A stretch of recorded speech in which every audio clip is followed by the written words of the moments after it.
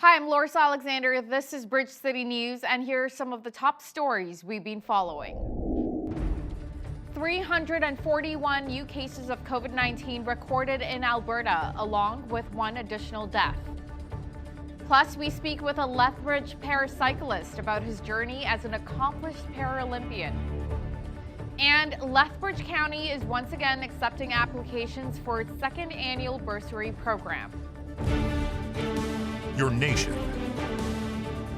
your province, your southern Alberta.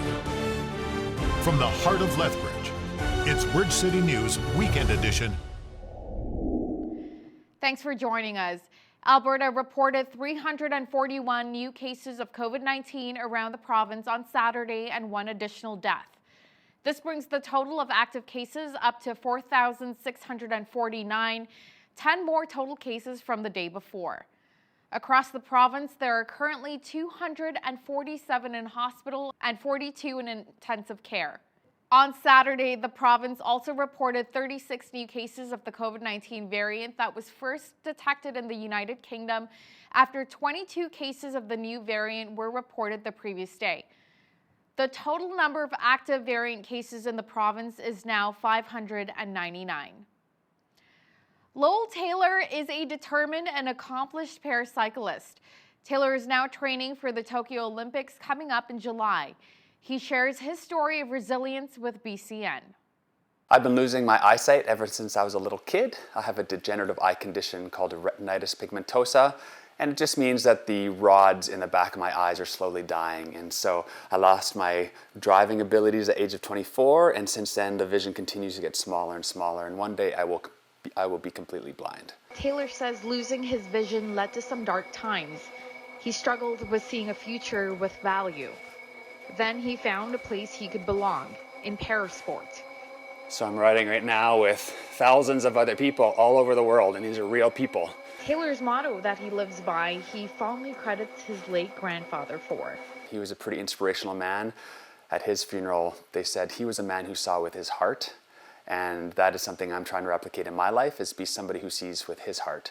Aside from being an exceptional athlete, Taylor is also a psychologist and has advice for anyone going through dark times. So many people are going through a dark time right now, through physical, emotional, mental, relational stress.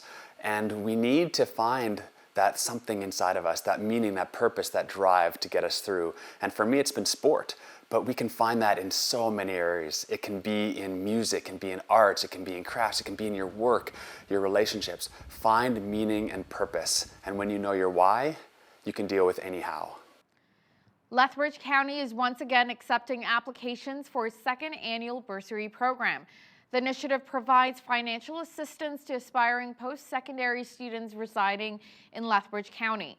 2 students will receive a $2,000 each for their first year of studies. There can be up to 2, and we encourage anybody who's attending school in a county to apply for this. It's just to further their education, and last year we had 2 young ladies apply, and one was going to Victoria and the other was going to the U of L, and it worked out very good. It's just to get people moving forward. Hopefully they take agriculture, but it's just to make sure that people have the opportunity to take at least some money to go to university. The Lethbridge Public Library will be putting on a Zoom webinar on March 9th for anyone who has questions about running for office in this fall's municipal election. Sterling Mayor Trevor Lewington, who is also with Economic Development Lethbridge, says this is a great way to learn more about municipal government and what people might be getting into if they decide to run. And what they'll learn is a little bit about campaigning. So we've got a couple of expert speakers to talk a little bit about what does a campaign look like, what should you say, what should you not say. A little bit of education about the Municipal Government Act, which is the overarching legislative framework that governs municipalities. It's important to understand what a councillor's powers are, for example, what you can and can't do. And then there's a couple of people like myself that are current elected officials or former elected officials that will talk a little bit about their experiences. And we really hope it to be very interactive. We want to answer people's questions. In the last civic election, the library ran a similar program called Candidate 101, and it was sort of spearheaded by 2 of our managers. So when the next election came around here, we thought it'd be a great idea to run the program again. Halo Air Ambulance is doing its very first lottery. The nonprofit group has teamed up with Highline Angus. The grand prize is 20 bred heifers or $50,000 in cash. Heifers from a well-known cattleman, I think, is key for sure, and so which is a big influx to a lot of operations, right? And so it's a really cool way to get someone that's in ranching, get them a big number of cattle one time. I think the cash part is really just to make it really appetizing to everybody, right? We know we have support in Lethbridge. We know we have support in Medicine Hat and inside those cities as well. So they may not want 20 cows in their yard, but I'm sure they'll be happy with $50,000 cash. So it should work for everybody. Volunteer Lethbridge is celebrating 40 years in our city. To honor the occasion, the organization commissioned window paintings to be done outside of the building. As Micah Quinn explains, these paintings are meant to put a smile on people's faces.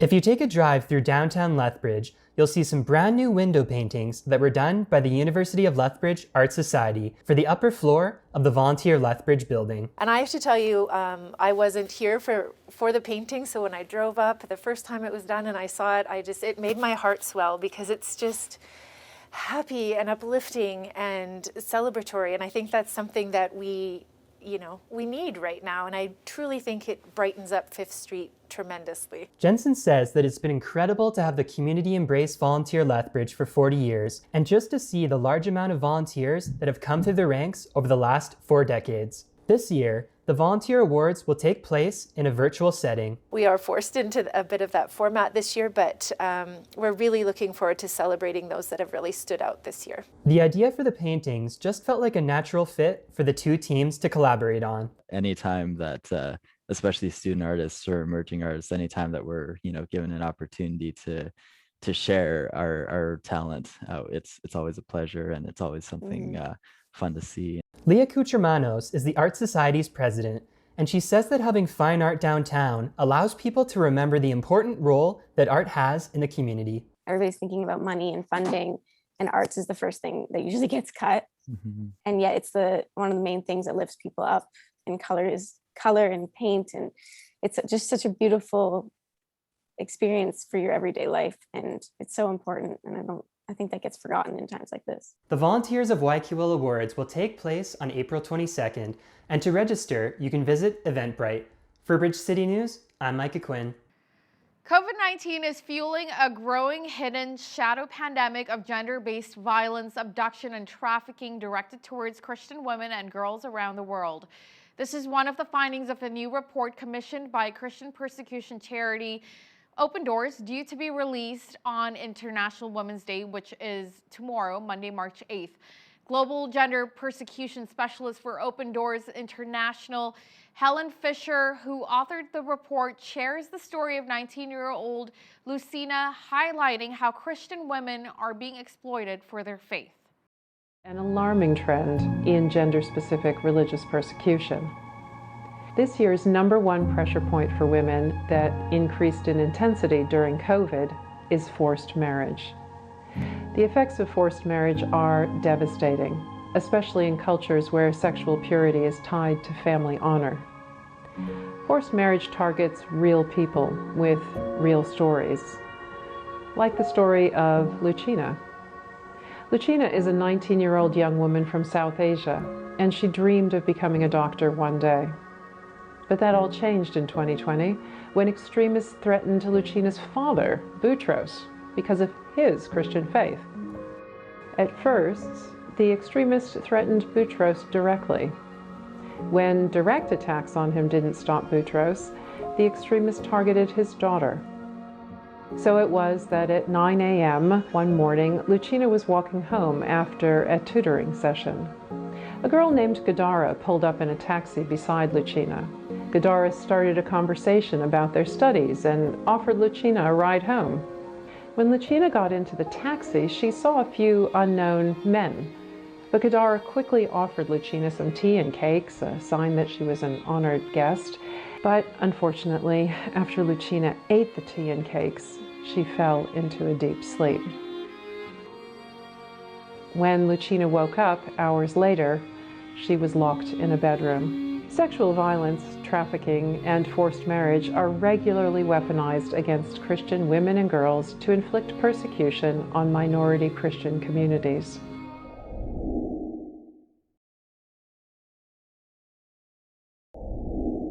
Recapping one of our top news stories, Alberta reported 341 new cases of COVID-19 around the province on Saturday and one additional death. This brings the total of active cases up to 4,649, 10 more from total cases from the day before. And a look at weekend weather. Temperatures are warming up as we get closer to spring. A few clouds overnight with a wind southwest 40 kilometers per hour, gusting to 70, along with a low of -2. On Monday, mainly sunny with increasing cloudiness in the afternoon and a high of 7. Today's weather is brought to you by ColumbianDirect.com. Café Coffee, specialty coffee from our family to yours.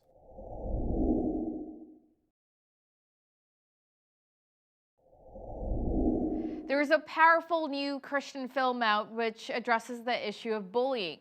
It's called Switched. The film stars John Schneider and Denise Richards. Coming up, an interview with the show's producer, Alexandra Boylan. Today on Bridge City News, we're going to talk about filmmaking with a message, filmmaking with a difference. Our guest today is Alexandra Boylan. She and her sister Andrea are co-founders of Mustard Seed Entertainment. Alexandra is the producer of the movie called Switched, starring John Schneider and Denise Richards, which is now streaming on pureflix.com. She's also author of Create Your Own Career in Hollywood, Advice from a Struggling Actress Who Became a Successful Producer. Now, before we start talking about this amazing movie with Alexandra, let's take a sneak peek of the film. Are you ready to practice? I can't do it. Juilliard would be crazy not to enroll you. It's just stage fright. I want to be someone else who is popular that everyone likes. I want to be Katie Sharp. Isn't she one of the mean girls? She's popular, she's beautiful and confident. Her life is perfect. Poor girl. She looks like she got her clothes from the dump. Hi, Katie. I just wanted to wish you luck on your Glam Slam job because... Sorry. Here, you can wear my shoes. I wouldn't be caught dead in your shoes. She's coming.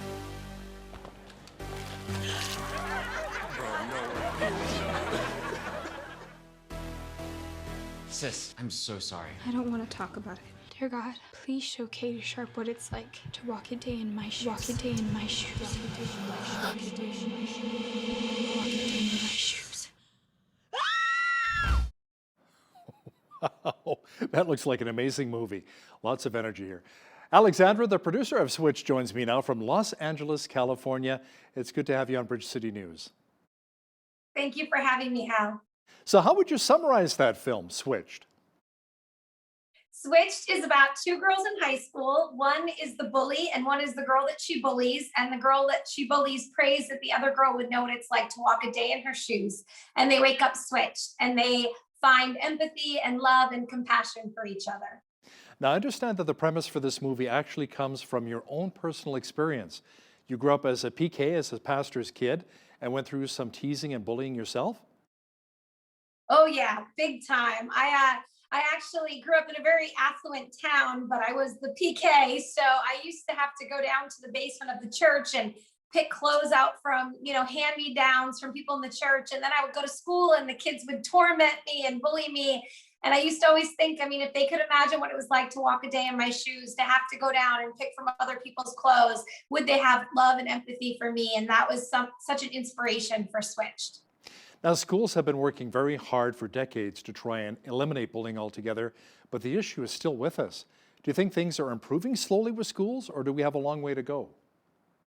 I think with social media, it's escalated tenfold. When we were kids, they bully you, you go home, you cry in the backyard, it blows over in a few days. We really incorporated social media into this movie because we wanted to show kids that when you put something out there, even if you delete it, somebody could have screenshot it and shared it. And so be very careful with what you put out there because you can't take it back. You're right. Absolutely. It's very, very scary when it comes to Instagram, Facebook, Twitter. There's so much online bullying going on. And then the suicide rates with preteens and teens is going through the roof. specifically because of the online bullying. I know. That's why we felt this movie was so important to address those issues and to do it in a fun way where kids will want to watch it and then walk away and go, oh, wow, I don't want to treat somebody like that. Or, oh, what would that feel like if I did that? And hopefully that would change their perspective. Wasn't that in the Bible as well? Treat others the way you want to be treated. You know, so does the film really address why people become bullies? We do talk about it in the film. The girl who is the bully has a lot of pressure at home from her parents to be a certain way. And that pressure has led her to go to school and act a certain way. And actually, that was a big part of the movie, was showing why is a bully a bully. And usually it's because something in their life is broken. Their heart is broken. Their family life is broken. And maybe they need love and they need to be seen. And if we could heal the heart of a bully, we could stop a chain reaction of that person bullying people because they have their needs met. And don't pastors and psychologists often say, if you can't love yourself, how are you supposed to love other people? Well, the whole message of Switched is love the Lord your God with all your heart and all your soul and all your might, and love your neighbor as yourself, which is actually a commandment that we are to love ourselves. And we talk about that in the movie because, right, how can you love somebody else if you hate yourself inside? And God loves you. So we address that in the movie as well. You know, Alexandra, it may be very good timing with this kind of movie being released right now during the pandemic. You know, so many teenagers spending even more time, as we mentioned earlier, on social media. What kind of feedback are you receiving so far from viewers? It's been overwhelmingly amazing. We get so many messages from parents and kids just saying that it's really encouraged them to lead with love, to appreciate what they have in their own family that they've been taking for granted by idolizing someone else. There's a great line in the movie: before we bully or idolize someone, imagine what it's like to go through and walk a day in their shoes. And the messages have just poured in from all over the world of kids sharing how this has changed their life. We just got a call that a big slumber party happened recently and all the kids picked Switch to watch. And that makes me so happy that it's like a slumber party movie. Now with Switched, you actually have a devotional and a Bible study for youth that's available with the film. Tell me a bit about that. Yeah, if people go to switchmovie.com, we have resources all over there. We even have school curriculums. We have a Lead with Love challenge, which challenges kids to be kind. We also have devotionals, youth group. We have a journal. So we have plenty of materials that you can, and families can watch the movie together and then get the devotionals and actually continue the conversation of what it looks like to love your neighbor as yourself. One of my favorite TV series when I was a kid was The Dukes of Hazzard. That just goes to show you my age a little bit here. And Bo Duke is in your movie, John Schneider. What was it like working with him? He was wonderful. Him and Denise Richards were, they played the bullier's parents. And, they did such a great job of finding the humor in, we didn't want those parents to be villainized. We just wanted them to be oblivious to what their daughter's doing. And they both came in with such great spirits. And they both, they really understood the script and they understood the message. And they both talked about being bullied, and they have children and they wanted to leave this behind for their kids. Denise Richards came up to me on set day one and gave me a hug and said, I have teenage girls and this is the kind of movies I want to be a part of to change their perspective. And both of them were a complete joy to work with. They were in it to win it with us. That is awesome. Were most of the cast believers? So it's not, for us, it's not a requirement to be a believer because we have had so many people come to know the Lord on our movie set. So we feel if somebody wants to be a part of a faith-based film, we welcome them and invite them into the table, because what are they going to do all day? Listen to the message of Jesus. And we've actually had people come to know the Lord. So some of them are Christians and some of them aren't. But oftentimes people come to know him because they were on set and were a part of it. Oh, that's amazing. Alexandra, let's talk a bit more now about your journey. When you were 19 years old, you were pursuing a career in acting, and you kind of left your faith behind before fully recommitting your life back to Jesus. Tell me more about that. I moved to Los Angeles, California when I was 19 years old in my Toyota Corolla with big hopes to be a movie star. And I got kicked around Hollywood for 10 years. Tough. I lived in my car. It was a tough time. And after 10 years of pounding the pavement and my life derailing, I literally moved to New Mexico and I resurrendered my life to the Lord and said, okay, God, whatever I'm doing for my life is not working. I want to be in your will. I want whatever you want for my life. I'll go and do it. And I gave up, I gave it all up, and then God gave it back to me tenfold. And he called me to make female-driven faith-based films back in 2013. And I say to people all the time, God's plan for our life truly is better than our own plan. And now that I've seen what he has done with my life, when I truly followed him, I'll never, ever, ever want my own plan again. Yeah, it's interesting too. That's also scriptural as well. Follow Jesus and all these other things will come to you as well, will be given to you as well when you pray about them. What advice, Alexandra, do you have for people, young and old, who are considering becoming a professional actor? I think the best thing is to make your own work. As an actor, you cannot work hard enough for someone else to choose you.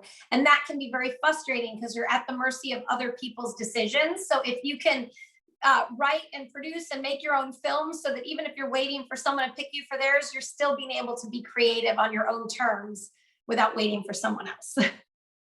So what are some of the don'ts when it comes to the acting business? What have you learned along the way? Don't be mean. Don't have an ego. Don't think you're better than people. Come and collaborate. I've seen a lot of some actors who come to set and help out with the crew or just are so wonderful to work with. We call those people back. The ones that sit in their trailer and complain, we don't really bring them back. Be a kind person. It's a small industry. Everybody knows everyone, and everyone I've worked with, some producer will call me and say, how was that experience with that actor? Should I cast them? Your reputation must be guarded with your life in this business because everybody talks and everyone knows. Small industry, yes, so never burn a bridge, right? What advice would you have for those behind the scenes, movie makers like writers, directors, and like you, a producer?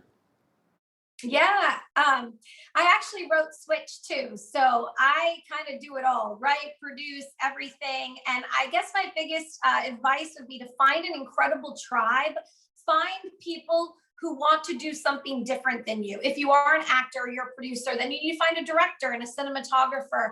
Don't surround yourself with only people that do what you do, because then you won't have a tribe of filmmakers that can collaborate with you.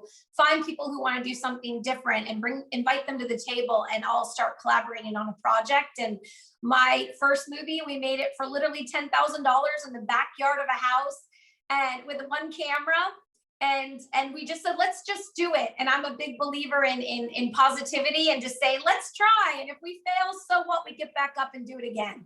Now, as a believer, I want you to tell our viewers about some of the challenges you've had working in Hollywood.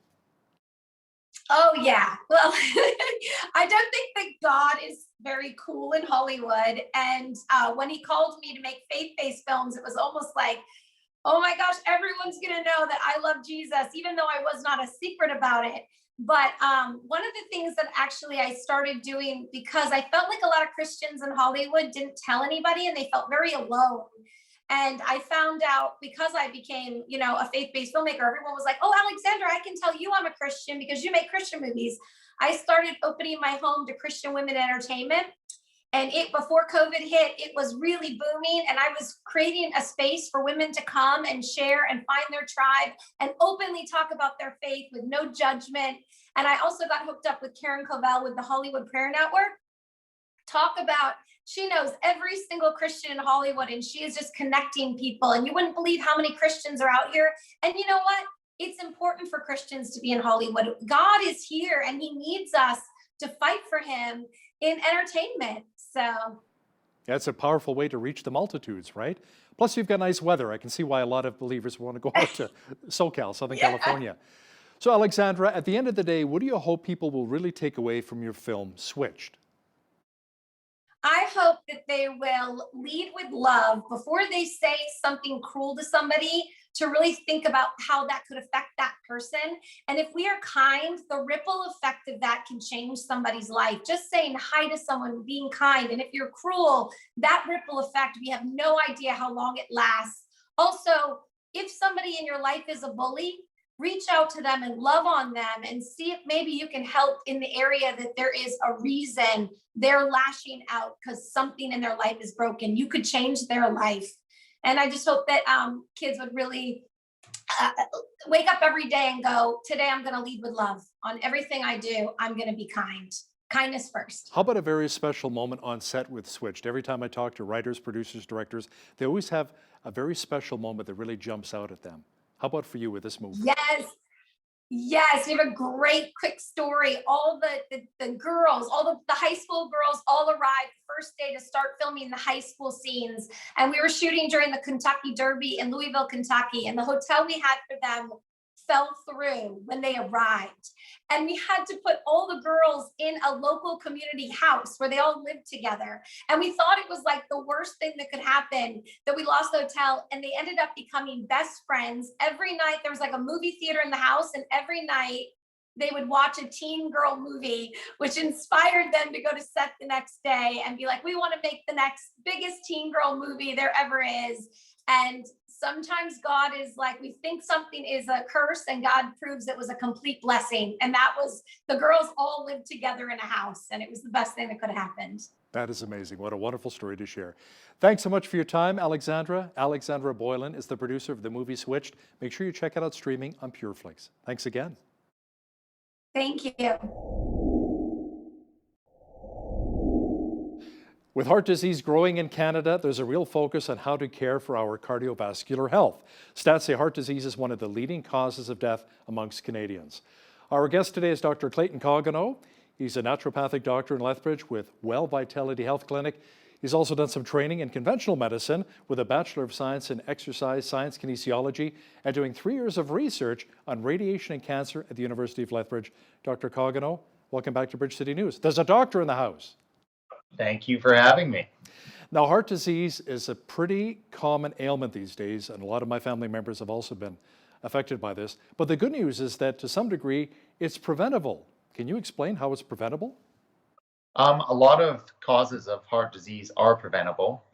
Some are hereditary, of course, but we can do things like eat healthy. Proper diet is very important, and exercise, right?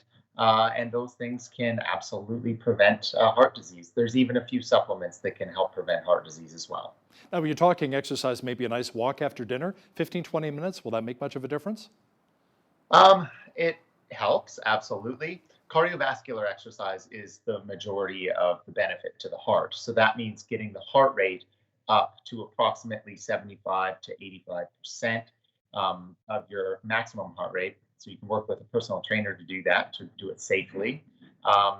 And that cardiovascular exercise is the exercise that's going to mostly strengthen your heart, lower cholesterol, and prevent the cardiovascular disease. But the walking after dinner is going to also provide you with many benefits too. Now, there's some people, Dr. Coggino, who are at a higher risk of heart disease. Is it hereditary? Runs in the family? Yes, it's been proven to be hereditary to a large degree. Certain patients will come in with elevated cholesterol. They may be eating absolutely perfectly. They might be dieting well, exercising, yet still have elevated cholesterol. So same with blood pressure. So there is a component to it. It doesn't mean that you can't lower it, but it's important to get tested and make sure that you're doing sort of everything you can lab testing wise, so that it doesn't sneak up on you. Now, something I've heard as well, doctor, is that a stressful lifestyle, anxiety, depression can also be factors in heart issues. Is that true? Absolutely. So when you are stressed out, typically a few things happen. The first thing that happens is that your angiotensin goes up. So your blood vessels will actually shrink. They'll get a little smaller. That'll increase your pressure on your blood vessels, and that increases your blood pressure. So that increases your risk of heart disease or heart attack. The other thing is when people are stressed out, they tend to not eat as healthy.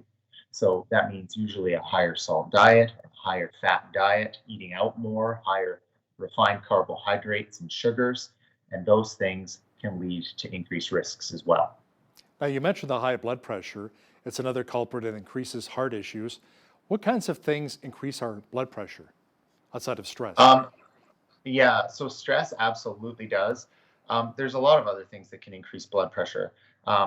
There's more common ones like smoking, for example, stress, lack of exercise, a lot of lifestyle things, even increasing salt in your diet ends up making you drink more water, and it increases your blood volume, which then puts pressure on the blood vessels and increases your blood pressure. Smoking does it as well. A lot of these things are lifestyle changes that you can actually work with, which is great. You just have to look into it a little bit and work on it. Now, will some alcohol actually lower the blood pressure? I'm thinking specifically of red wine. I have people in my family who love their red wine. There's certain foods. Alcohol typically isn't the best option when it comes to blood pressure and even cardiovascular disease itself. Alcohol, red wine specifically has resveratrol in it, which is actually a great anti-cancer agent.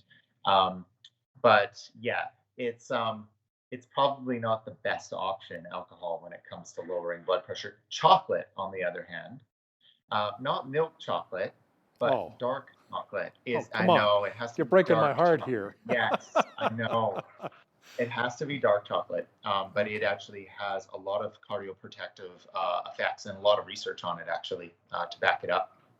So outside of exercise and diet, are there other natural ways to potentially lower the high blood pressure? Yeah, there is. So very common, a lot of people will take magnesium is a very common one. It will vasodilate or open up the arteries.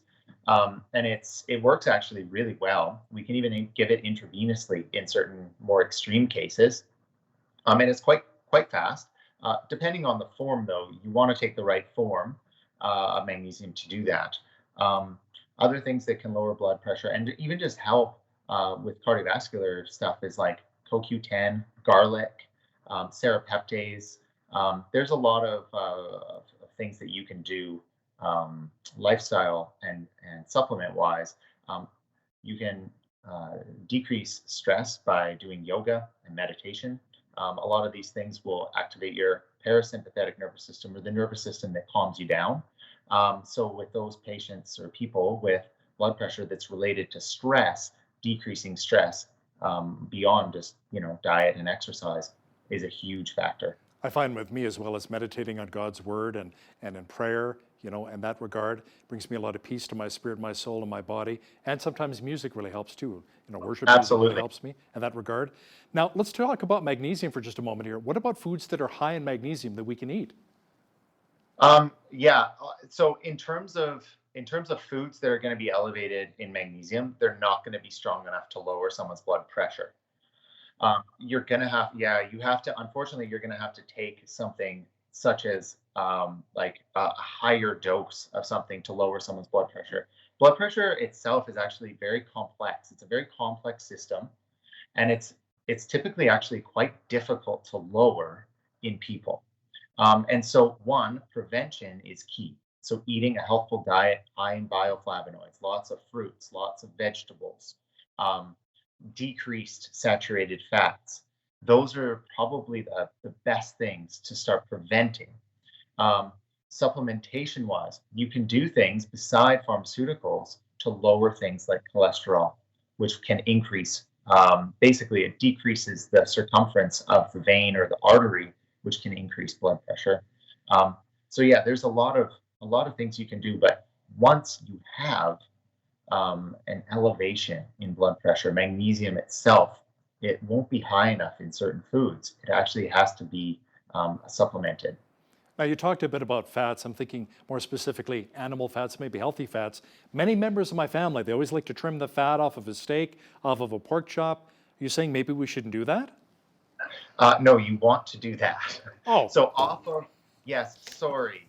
I'll clarify. But that tastes so good. Okay, go ahead. I know. So saturated fats are the fats that are typically harder at room temperature, such as red meats. So that is what you're talking about. Now, those fats tend to stay around in our bodies, not be utilized quite as much, and they clog our arteries. Those are the ones that are bad. Healthful fats would be omega-3 fatty acids. So those are found in fish, for example, but you can also take supplementation. Now, those will actually lower bad cholesterol, they'll lower the LDL bad cholesterol, and they'll raise the HDL good cholesterol in your body. And there's a lot of foods that have those in there, but the predominant one is going to be sort of following similar to a Mediterranean style diet or even a DASH diet, where you're eating a lot of fruits, a lot of vegetables, and then increasing the healthy fats in your diet, such as fish. Is there bad fish to eat? Like maybe too much tuna, or like some people like tilapia, as opposed to good fish? More, yes, absolutely. There is, not so much for bad fats, so to speak. It's more so because of heavy metals, toxins. So like, for example, tuna is quite elevated in mercury, right? And that's because it's a very large fish. So it bioaccumulates the other fish's mercury. And so it bioaccumulates in its own tissues. So it shouldn't be eaten overly quite a lot. But even elevated global lead level has been shown to increase hypertension or high blood pressure in patients. So the role of toxins in the body is also very important when it comes to blood pressure. So maybe, I guess, trout and salmon, they're pretty good still, smoked salmon, traditional favorite in our household. Yeah, usually the smaller fish are actually the ones that are going to be healthier for you. So when we're deriving, for example, an omega-3 supplement, typically they're using sardines and anchovies to obtain that omega-3, because you get less bioaccumulation of toxins in the oil. And because fat can store it, you want to make sure that you're eating smaller fish, not bigger fish. How about shellfish like crab and lobster? Do we still find the omega-3s in those? Not as much, no. They are high in protein, but they're not high. They're delicious too, but they're yes, they are. But they're not high in the omegas like salmon would be. Okay. How about natural supplements that can really reduce the risk of heart disease, Dr. Cogano? Okay, so beyond omega-3s, which are probably one of the primary ones, one of my favorite that I like to suggest is actually, it's called Crataegus. It's hawthorn. And hawthorn, it's the leaf and berry that grow on hawthorn trees. Wow. And you'd think, well, that's weird, but every single bit of research on hawthorn shows benefit for your cardiovascular system. You can even drink it medicinally as a tea. You don't even have to take it as a supplement. It's safe in pregnancy, is how safe it is. So that's when we know something's extremely safe, is when it's safe in pregnancy. But it vasodilates, so it helps to lower blood pressure. It is a cardiotonic, so it strengthens the blood vessels and strengthens the heart muscle itself. And it can even help to regulate the heartbeat itself if you have an irregular heartbeat. Let's talk about the body mass index. Sometimes I think that can be really misleading, especially for people who work out and they've got, solid muscle mass. Somebody my height, 6'4", says you should be about 180, 185. I was that in my playing days when I played football in high school. I was a bone rack. You could count every rib on me, right? But now that I'm over 200 pounds, 230 or so, I feel good, I feel strong. But it says, no, you're way over, you're obese. And I'm like, what? Come on. How much stock do you put into that for heart health and BMI? Yeah, it's important. It absolutely is important, but it isn't the be all end all, because there's a lot of people out there nowadays that are working out. And so therefore, they're perhaps not very tall, but they weigh more because muscle weighs more than fat. And so we have to take that into account. So if I see a patient that's lifting weights and is otherwise very healthy, but their BMI is over, then we can correlate that with saying, okay, no, this person actually has a large, what we call fat-free mass, meaning more muscle, more bone density, and their risk is going to be lower. Now, if I see someone that comes in that's sedentary, that doesn't move, that's not exercising, that isn't eating right, and their BMI is elevated, then you know that that's going to correlate very clearly with an increased risk of cardiovascular disease. Now, we only have about a minute left here, Doctor, but what would you say to somebody who's older, maybe thinking about starting an exercise regimen to get their heart healthy once again, maybe improve their bone density, which is important as you get older? How would you maybe get this person to start working out? What's the first step for that? Well, I think you want to be safe with it. So I think it's an important thing to start slowly. If that person has never really worked out or exercised before, they could get a personal trainer or come for advice to a professional, to their medical doctor. Getting lab testing, making sure that things are good internally, making sure that they're able to do that exercise. It's important. I think the number one thing though is that they find something that's fun for them, because that's really the biggest issue with patients' compliance to exercise, is that they feel like it's an extra job. It's not something that they enjoy doing. So you want to start slow, but you also want to find something that's enjoyable to do. Yeah, like cross-country skiing in the wintertime, maybe lawn bowling or playing tennis in the summertime, or golf. That's good too, right? You get your cardio in, you get some few good swings in. That's right. It's good to get out. Outside especially is nice right now. That's awesome. Thank you so much for your expertise today, Dr. Coggino. Clayton Coggino is a naturopathic doctor in Lethbridge with Well Vitality Health Clinic. We appreciate your time. Thank you so much for having me. The COVID pandemic has impacted everyone, but imagine how much worse this would all feel if you were in a strange country, not knowing the language, and cut off from family and friends back home.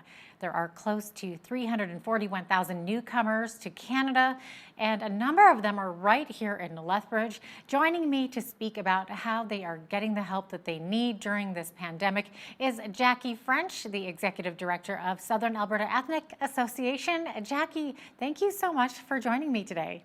No problem. Thank you for having me. Now, first off, let's talk a little bit about what the Southern Alberta Ethnic Association does and why it exists. Well, we've been here, well, not in this location, but we've been in existence for just over 40 years. And basically, we are a multicultural hub. So we allow different cultural groups to come in and showcase their culture through events and presentations. So it allows different cultural groups to celebrate their holidays and festivals and their culture while welcoming the community and having them participate and learn about the different cultures that we have within our groups. So with all these newcomers here to Canada, and of course a number of them are here in Lethbridge, how many different languages and cultural backgrounds are represented in your membership, Jackie? So we have about 25 different groups that are members here at the Multicultural Center, and of which many different languages. So one group, for example, might have 5 or 6 different languages within that group. So it's tough to say how many languages exactly, but for our membership, we have about 25 different groups. And how many different translators do you have? Well, translators we get from Lethbridge Family Services. So if somebody is in need of a translator, we will hire a translator through Lethbridge Family Services and get them to assist us with either translating a document or translating for us. We do have some members and staff members on site that speak different languages as well. So if we can utilize them, we do. And if not, then we reach out to hire a translator. Okay, and speaking of languages, a lot of your members struggle with that language barrier, and that sort of isolates them from the community. So how have they been handling this crisis? How are they feeling about it all? Yeah, I mean, COVID is very difficult for everybody, but it's especially difficult if you're from a different country and this is all new to you and you don't know a lot of people, you don't have a lot of family around, so that makes it even more difficult. And you could be living with a stranger, different circumstances. So that's why we're trying to offer this program to help with that. Now, Jackie, your organization has a COVID-19 assistance relief program, and this is brand new. So what's the main objective of this new program? I mean, the main objective of this program is to assist our members and to assist newcomers. So COVID can be difficult to understand when you have a language barrier or if you're alone. So basically the program is set up to help people that are struggling with anything to do with COVID. So it could be if they're in isolation, they may need somebody to go get groceries for them, or they may not know how to set up a COVID test. So we're receiving a lot of calls about that, is they need assistance to help set up for COVID tests, or they may need help filling out EI forms, or for CRB application, or any kind of government documents that they may struggle with reading the English language. So, or I mean, sometimes it's hard enough even for us to understand those documents or how to fill out those forms. And so imagine having a bit of a language barrier. So we're assisting with any kind of that, you know, any kind of assistance with that.